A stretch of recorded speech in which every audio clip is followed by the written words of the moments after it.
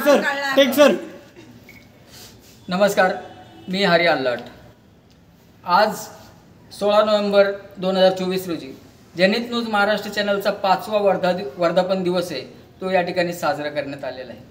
परंतु हे 5 वर्षाच्या कालावधीमध्ये जे मला सहकार्य मिळालं आणि जे माझे प्रतिनिधी आहेत, जे माझा परिवार आहे, ते कोणीही माझे प्रतिनिधी नाही आहे, कोणी नौकर नाही, कोणी एडिटर नाही आहे, कोणी कॅमेरामॅन नाही आहे, तो माझा परिवार आहे. मी हा उद्देश धरून हा चॅनल उभा केला. चॅनल उभा करण्याचा उद्देश म्हणजे अलका मॅडमने आत्ताच थोड्या वेळापूर्वी माहिती दिली होती की जेनित न्यूज महाराष्ट्र हा चॅनल उदयास कसा आला. तर 2012मध्ये माझी मिसेस नगरसेविका म्हणून निवडणूक लढण्यासाठी उभी होती. अकस्मात 2013मध्ये तिचं निधन झालं आणि त्यानंतर मी आपलं दुःख विसरण्यासाठी पत्रकारितेमध्ये प्रवेश केला. अनेक लोकांनी त्या लोकांना मी आता सन्मानपत्र देऊन सत्कारही केलेला आहे त्या लोकांचा. त्यानंतर जी माझ्या पत्रकारितेमध्ये जो प्रवास झाला, पत्रकारिता म्हणजे कुठल्या चॅनलला काम करणं, कुठला पेपर चालवणं, असा जो कालावधी होता तो 2016पर्यंतचा.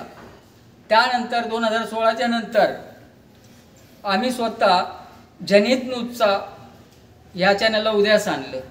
उदयास आणल्याच्या नंतर आम्ही सोशल मीडिया म्हणून तो काम करत होतो आणि सोशल मीडियामध्ये काम करत असताना जे मला साथ मिळाली, सर्व माझ्या जेनित परिवारची, जेनित टीम यांची जी साथ मिळाली आणि मग त्याला आम्ही शासन मान्यतेमध्ये घेऊन 2019मध्ये त्याला शासन मान्यतेमध्ये घेऊन ते आम्ही जेनित न्यूज महाराष्ट्राला पूर्ण पुढे आणण्याचा प्रयत्न केला. तर त्यावेळेस पुढे ज्या टायमाला कार्य चालू होतं, अनेक जिल्ह्यातून आम्हाला प्रतिनिधी मिळत होते, ते सहकार्य करत होते. परंतु माझं ते प्रतिनिधीचा कार्य हे कुठेतरी कमी पडत होतं की 12 जिल्ह्यामध्ये कोणीतरी पत्रकारिता करतोय आणि त्याची बातमी येत नाही. परंतु मला जे माध्यम मिळालं, आजकाल पत्रकारिता राजकीय क्षेत्राकडे आणि क्राईमकडे वळती. कुठलाही पत्रकार राजकीय क्षेत्रामध्ये आज निवडणुका चालू आहेत तिकडे सगळ्याचे सगळे भरमार पडलेले असते, पण तळागाळात जो समाज कार्यकर्ता काम करतो त्यांच्यापर्यंत कुठलाही पत्रकार पोहोचत नाही. मग आम्ही ही धारणा ठेवून, आमच्या परिवाराने आमची ही जी धारणा ठेवून आम्ही समाजकार्यापर्यंत त्या तळागाळातील पत्रकार आहेत त्यांच्यापर्यंत पोहोचणं, त्या समाजकार्य जो करत आहे त्यांच्यापर्यंत पोहोचणं, NGO संस्था आहेत त्यांच्याकडे पोहोचून त्यांच्या बातम्या प्रसारित करणं, ही आम्ही सुरुवात केली. आणि त्याच्यापासून जे आम्हाला वर्चस्व मिळालं आणि चांगलं एक स्थान मिळालं, याच्या सगळ्यात मोलाचा वाटा म्हणजे NGO आणि ते समाजसेवक आहेत, ते समाज कार्यकर्ते आहेत, या सर्वांचा मोलाचा वाटा आहे जे जेनित न्यूज घराघरातपर्यंत पोहोचलेला आहे. अलका मॅडम यांच्याबद्दल मी बोलू इच्छितो की अलका मॅडम समाजसेविका, त्यांनी ह्या आमच्या जेनित न्यूजला जे सहकार्य करत असताना रात्र दिवस कोरोना काळामध्ये तर त्यांचं असं कार्य होतं आणि त्या कार्यामध्ये घराघरात जाऊन कोण दुःखीत आहे, कोणाला काय गरज आहे, त्यांनी ते कार्य संपन्न करून दाखवलं.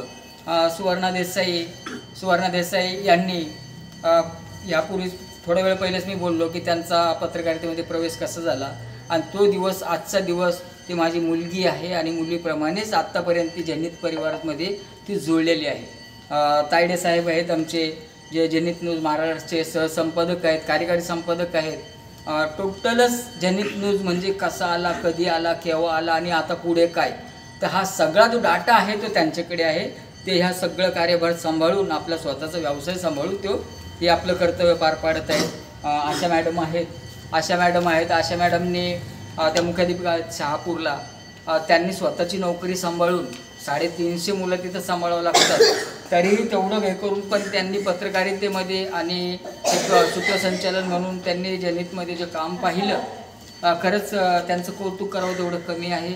आणि जेनित न्यूजला रणखांबे साहेब त्यांनी आशा मॅडमला आणि आम्हालाही प्रोत्साहन दिलं सर्वांना की जेनित न्यूजमध्ये जेनित कार्य करत असताना सगळ्यांना भरभराटी कशी मिळेल, कधीही त्यांना कधी फोन केला, मार्गदर्शन करतात.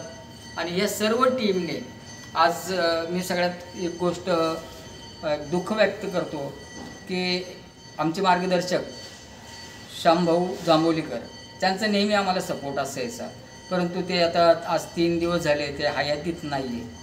आणि ह्या कार्यक्रमामध्येच आम्ही त्यांना थोडंसं आदरांजली वाहणार होतो, परंतु काही कारणास्तव लोक जमा झाले आणि तो अचानक कार्यक्रम सुरू झाला. त्याची आम्ही दिलगिरी व्यक्त करतो. आणि दुसरी गोष्ट अशी की हर्षद पठाडेबद्दल बोलायचं की त्यांनी आम्ही उपासमार करून कितीतरी तास प्रवास करून आम्ही हा चॅनल वाढीसाठी काम केलेलं आहे. अनेक असे लोक जोडलेले आहेत जनहितमध्ये जे एका परिवारासारखे वागतात. त्या सर्व टीमचं मी पुन्हा एकदा कुणाल कांबळे असे अनेक लोक जे आपल्या जनहितमध्ये जे कामं करतात त्या लोकांचं मी आभार व्यक्त करतो. असंच सहकार्य असावे आणि ह्यापुढेही जनहित कार्य करीत असताना कुठलाही प्रकारचा एक दुसऱ्याच्या मनामध्ये द्वेष न करता आपला जो परिवार असाच चालावा, पुढे वाढत राहावा. त्याच्यामुळे जनहितमुळं सर्वांचंच कल्याण होतं की समाजापर्यंत आपण कसं पोहोचतो, त्या गरजवंतापर्यंत कसं पोहोचतो. आणि आमचं फक्त एकच ध्येय असं की कोणता गरजवंत आहे त्याला काय आवश्यकता आहे. गरज नाही की आपली घरामध्ये अंधार ठेवून तुम्ही दुसऱ्याच्या घरात उजेड करू नका, परंतु प्रयत्न करा शासनाच्या माध्यमातून किंवा कुठल्या NGOच्या माध्यमातून, देणगीदारांच्या माध्यमातून, त्या माध्यमातून तुम्ही त्यांच्यापर्यंत पोहोचा आणि त्यांना मार्गदर्शन करून त्यांच्या ज्या गरजा भागवा. एवढंच बोलून मी सर्व पत्रकार बंधू पण इथं उपस्थित होते आणि पत्रकार बंधूंनी पण आम्हाला चांगलं प्रोत्साहन दिलेलं होतं. कालही चर्चा झाली होती की कौतुकास्पद कार्य आहे. त्या सर्व पत्रकार बंधूंना पुन्हा एकदा आमच्या जनहित न्यूज महाराष्ट्र चॅनलच्या वर्धापना दिनानिमित्त सर्व पत्रकार बांधवांनाही शुभेच्छा. धन्यवाद.